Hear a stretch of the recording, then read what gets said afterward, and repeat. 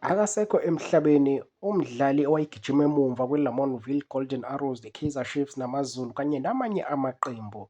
uSiphiwe Mkhonza kuqinisekise umndeni wakhe ukuthi akasekho emhlabeni. Nginibingelele ngane zakwethu kuzo zonke iy'ndawo la kuzohamba kufinyelela khona lo mbukiso. Uma uqala nje ukuba nathi kule channel uze ungakhohlwa ukucentisela subscribe button kanye ne-bell notification. Indaba ezibuhlungu ey'thinta iNingizimu Afrika yonke jikelele esivuke nazo namhlanje ezokuthi umdlali owaziwa ngo-Dr Mnandi noma owaduma kakhulu ngo-Dr Mnandi okuyigama eliyisiteketiso uSiphiwe Mkhonza owadlalela iLamontville Golden Arrows, i-Kaizer Chiefs, amaZulu kanye namanye nje amaqembu amaningi. Lesi sihlabane ebesidlala indawo yaseMumva.